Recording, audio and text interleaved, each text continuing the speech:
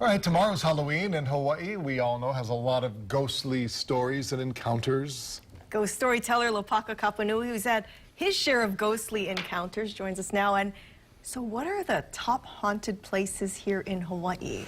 I would have to say the first would have to be the burial mound on the grounds of the Iolani Palace. The short story is we were doing a couple's ghost tour about double murdered suicides. I was standing in front of the burial mound, and somebody took this photograph where you can only see the top half of my body. Whoa. So that was you, that orb? Is that an orb? Well, it's actually supposed to be the reflection of the camera, the flash on my leather jacket. But I called an expert, and he took a look at the photograph. He says you can't rule out the psychic, number one. Number two, he said there's no way any of that could be photoshopped because the detail is too great.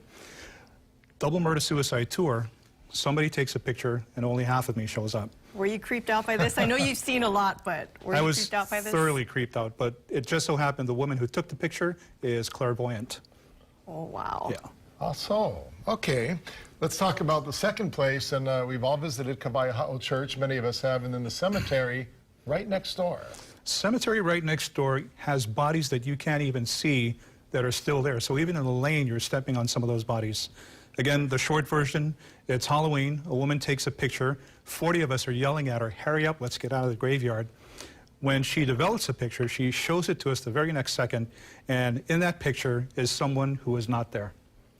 What? 40 eyewitnesses can back this woman up and say no one was in the lane when she took that picture, but yet it looks like there's somebody standing there in a coat and tie. That's kind of creepy. And is that an orb on the right side? You actually have a couple of orbs. They're moving, so you know it's not dust. So there's a bunch of things going on in that photograph. Just so happens the church archivist says that Saturday during the day there was a burial where one guy became so emotionally overwhelmed he threw himself into the grave. Oh my goodness. And so you're actually looking at the apparition of a person who's still alive. His grief, his impression made a fingerprint on that environment. And so that's what was captured in that photograph. And this was on Halloween, too. Halloween night, about 6 years ago. Wow, okay, that's pretty interesting. Now, if you saw our news at 9 o'clock, the Honolulu Police Department actually put together an interesting video about the Pali Lookout. And that's your third one, right? And you know, the police, they're my best source because they have the greatest stories.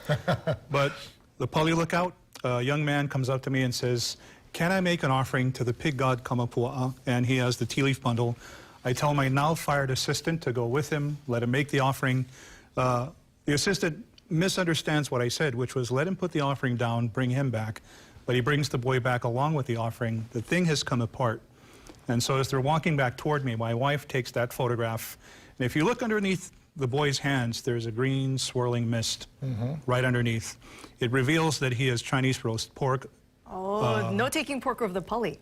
That's exactly what happened. He took it over the invisible meridian where you can't bring pork on that road at the lookout. So it can come from windward to leeward.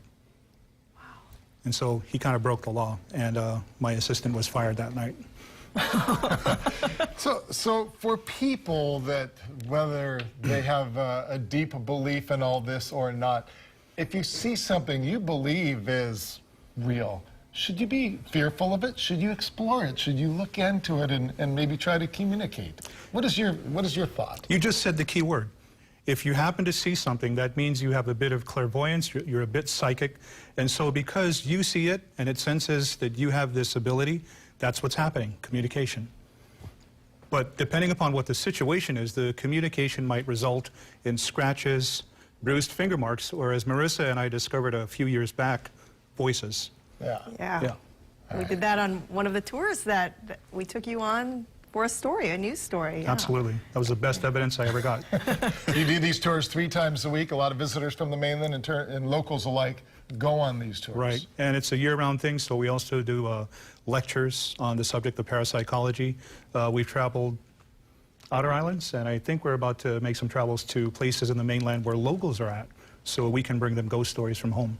Very cool. And check it out at mysteriesofhawaii.com. Are you all booked up tomorrow night? I'm completely booked up. I would think so. Of course.